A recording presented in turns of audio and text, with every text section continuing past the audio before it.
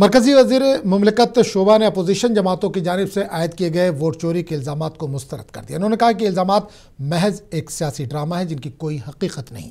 इन्होंने कहा कि हिंदुस्तान का इंतखाबी निज़ाम दुनिया के सबसे शफाफ निज़ामों में शुमार होता है। हर पोलिंग बूथ पर मुतल्लिका पार्टी का बूथ लेवल एजेंट होता है जो वोटिंग के पूरे अमल पर नज़र रखता है। इसलिए वोट चोरी या किसी किस्म की धांधली के इल्ज़ामात बेबुनियाद और गुमराह कुन हैं। चोरी क्या होती है? हर पार्टी बीएलए बना सकती है, बीएलए 2 बना सकते हैं। चुनाव आयोग सरकार उसको कानूनी बनाया है। कोई भी पार्टी का लोग बीएलए 2 के तहत उसका बूथ में कितना वोट है, कितना नहीं है, कितना मर गए हैं, कितना बाहर गए हैं, वो आंकड़ ले सकते हैं। राहुल गांधी का पार्टी का बीएलए 2 क्या कर रहे हैं? हर बूथ में वो आंकड़ ले सकते हैं, शिकायत कर सकते हैं, चुनाव आयोग को शिकायत दे सकते हैं। उसका पार्टी का काम नहीं चल रहा है, इसीलिए वो कुछ भी बात करते हैं। बहुत अच्छे तरीके से उधर बिहार का लोग। मरकजी वज़ीर मुमलिकत शोभा ने कहा कि मरकजी हुकूमत मुल्क के हर शहरी को सोशल सिक्योरिटी के दायरे में लाने के लिए मुसलसल काम कर रही है। उन्होंने कहा कि मरकजी हुकूमत मिनिमम वेजेस, ईपीएफ और दीगर अहम मौज़ूआत पर तमाम रियासतों के वज़रा और आला हुक्काम से बातचीत कर रही है। इन्होंने मज़ीद कहा कि मुल्क में इस वक्त तकरीबन 30 पुराने मेहनत क़वानीन नाफिज़ है जो वक्त की ज़रूरत के मुताबिक नए सोशल सिक्योरिटी कोड में ज़म किए जा रहे हैं ताकि मेहनत कशों को हेल्थ, पेंशन जैसी सहूलियात बाकायदा फराहम की जा सके। इन्होंने कहा कि जम्मू कश्मीर हुकूमत को भी इस निज़ाम में शामिल करने के लिए बातचीत जारी है।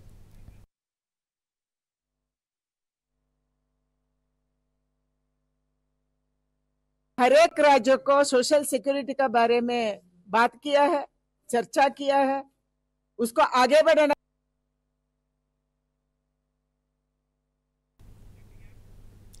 वज़ीर आला उमर अब्दुल्ला ने श्रीनगर में मीडिया से बात करते हुए कहा कि बीजेपी से हाथ मिलाना पीडीपी की संगीन गलती थी। वज़ीर आला उमर अब्दुल्ला ने कहा कि मेरी समझ में नहीं आता कि महबूबा मुफ्ती लोगों से माफ़ी क्यों नहीं मांगती। इन्होंने मजीद कहा कि पीडीपी बीजेपी सरकार में इतने लोगों को रिहा नहीं किया गया जितने लोगों को गिरफ्तार किया गया।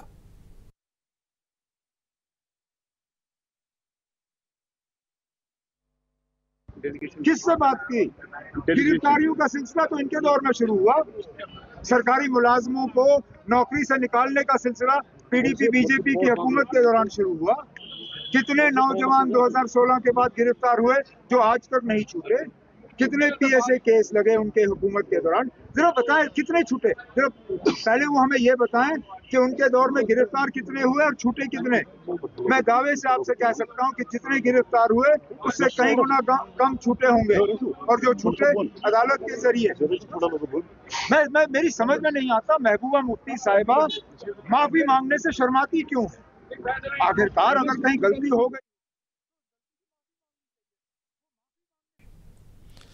वज़ीर आला के मुशीर नासिर असलम वानी ने श्रीनगर में मीडिया से बात करते हुए कहा कि अपोजिशन जमातें जम्मू कश्मीर की हुकूमत पर तनकीद करने से पहले अपने गिरेबान में झांक कर देखें। इन्होंने कहा कि 5 साल का मंशूर कोई भी 2 दिन में पूरा नहीं करता।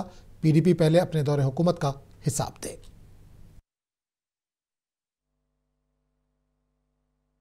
कोई टाइमलाइन नहीं है हमें। ये हमने जैसे चीफ मिनिस्टर साहब ने भी पूछा, हमें ये बताइए कि हमको उस स्टेज तक आने के लिए क्या करना चाहिए, हमें किस मेयार तक पहुंचना है कि हमें स्टेटहुड जो है मिल जाए। हमें ये कहा गया था कि पहले यहाँ डिलिमिटेशन, उसके बाद इलेक्शन होगा, उसके बाद स्टेटहुड मिलेगी, दोनों चीजें मुकम्मल हो गई। इसको किस वजह से रोका जा रहा है, ये किस चीज के ताबे है, ये हम समझने से कह सकते। पूछ रहे हैं आप किनके सवालात का जवाब आप हमसे ले रहे हैं, वो अपना कंडक्ट दिखाए ना। हमने तो अभी शुरुआत की है और हमने ये मैनिफेस्टो में जो वादे किए हैं आप नहीं देख रहे हैं एक एक करके वो मसला पूरा कर रहे हैं। शुरुआत से ही जब हमने किया, हमने कहा जी हम जो है एकेडमिक सेशन चेंज करेंगे, हमने वो नहीं किया।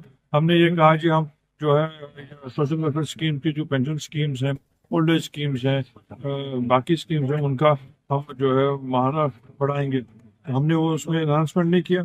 हमने ये कहा कि जो हमारी बच्चियां हैं जो शादी के जिनको मावनत की जरूरत होती है उसका 50,000 से 75,000 हमने नहीं किया।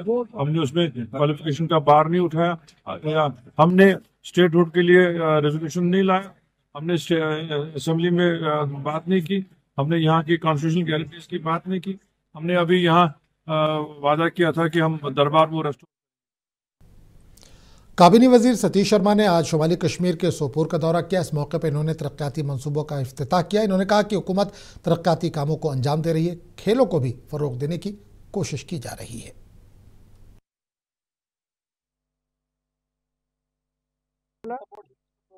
देखो, मैं ये बोलूँगा कि हमें जो विरासत में मिला वो आप जानते हो क्या मिला।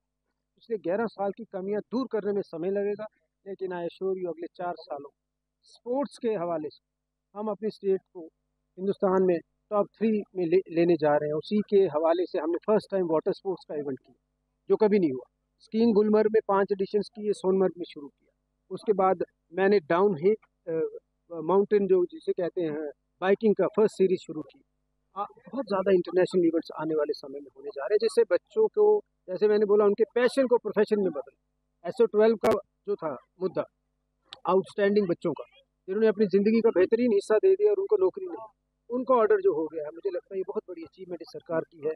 उसी तरह बहुत सारे इशूज़ हैं। इंफ्रास्ट्रक्चर पहले बनाएंगे और जो कमियाँ हैं उसको दूर करने में समय तो लगेगा। टीम स्पोर्ट्स अथॉरिटी की भी और वाटर स्पोर्ट्स की भी वहाँ विजिट कर चुकी है। इनफैक्ट जो मैंने प्रोजेक्ट की बात की, इनलैंड वाटरवेज का जो प्रोजेक्ट है 900 करोड़ रुपीस का, और उसकी टीम भी विजिट कर चुकी है। फेरीज उन्होंने बनानी है, इंडस्ट्री यहाँ लगेगी, रोजगार यहाँ लगेगा, और ट्रांसपोर्टेशन जो कंजेशन है ट्रैफिक, चाहे वो श्रीनगर के गिरदोनवाब में है, अनंतनाग में है, बारामूला में, उससे फर्क भी पड़ेगा। और किसी ज़माने में कहते हैं जो फूड का काम था, राशन और बालन, वो भी कश्तियों में दिया जाता था। मुझे वज़ीर खेल सतीश शर्मा ने कहा कि हम स्टेटहुड की बहाली चाहते हैं। इन्होंने श्रीनगर में मीडिया से बात करते हुए कहा कि हाल ही में सामने आए IHPL क्रिकेट घोटाले की पॉलिसी की तहकीकात की पुलिस तहकीकात कर रही, जल्द ही मुलविस अफराद के खिलाफ कार्रवाई की जाएगी। दिस इज समथिंग, ये जो इलेक्शन है एक मैंडेट है कि हम लोग वापस अपनी स्टेटहुड चाहते हैं। इन लोगों ने हमसे हमारी पहचान छीनी, यहाँ से मैसेजिंग होगी। हम डिवाइसिव फोर्सेस के अगेंस्ट, हम डेवलपमेंट ओरिएंटेड लोग हैं। वो अपनी बुरी आदत नहीं छोड़ेंगे, हमने अपनी अच्छी आदत नहीं छोड़नी। हम लोगों के खादम हैं और लोगों की सेवा करेंगे। मुझे उम्मीद है उमरदुल्ला साहब में लोगों का पूरा विश्वास है और ये चुनाव बडगाम हम जीतेंगे। SO12 वालों का इशू था वो रिजॉल्व हो गया, तो रहबरे खेल हमारी प्रायोरिटी पे है। उनके साथ जस्टिस होगा। DPCs हो रही हैं। मुझे लगता है कि इन बच्चों को दिसंबर के बाद फर्स्ट बैच हमारा मैच्योर हो। जम्मू कश्मीर वक्फ बोर्ड की चेयरपर्सन डॉक्टर सैयद रक्षा इंद्राबी ने आज किश्तवाड़ में Islamia Faridia educational and research institute के 120वें सालाना तकरीब में शिरकत की, जो जम्मू कश्मीर वक्फ बोर्ड का एक बावकार तालीमी मरकज़ है।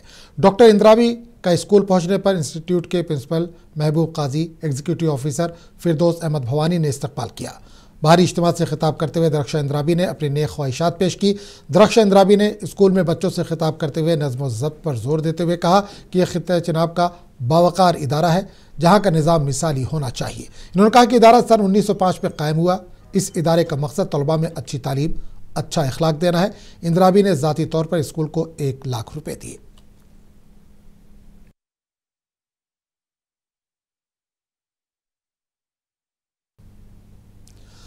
मारूम सियासी व समाजी कारकुन सबिया भट्ट ने हथमोला कुपवाड़ा में पार्टी वर्करों का एक अहम इजलास मुनक्किद किया। इस मौके पर इलाके के अवामी मसाइल और बुनियादी सहूलियात की कमी पर तफसीली गौर व खौस किया गया। इस मौके पर सबिया भट्ट ने ज़िला इंतजामिया से अपील की कि वह हथमोला इलाके की जानिब तवज्जो दे, क्योंकि यहाँ के अवाम बिजली के खंभों की शदीद किल्लत, खस्ता हाल सड़कों और पीने के साफ पानी के अदम दस्तियाबी जैसे संगीन मसाइल से दो चार हैं। इन्होंने कहा कि इन बुनियादी सहूलियात की कमी की वजह से आवाम को मुश्किलात का सामना करना पड़ रहा है।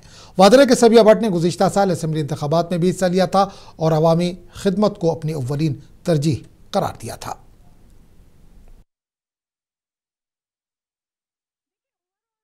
जो मुझे यहाँ पे लगा, इन्होंने मुझे बुलाया यहाँ पे, जो मुझे लगा कि डिस्ट्रिक्ट, मैं इन्हीं की बात नहीं करूंगी, मैं डिस्ट्रिक्ट कुपवाड़ा की बात करूंगी, बहुत पीछे है, अभी बहुत पीछे है। मतलब यहाँ पे इतनी सारी प्रॉब्लम्स है इन लोगों के, जो कि जब मेरे कंपेनिंग भी था, जिस वक्त इलेक्शंस थे, उस वक्त भी यही सेम प्रॉब्लम्स थी, और आज मेरे ख्याल से 1 साल होने को आया, अभी भी वही सेम प्रॉब्लम।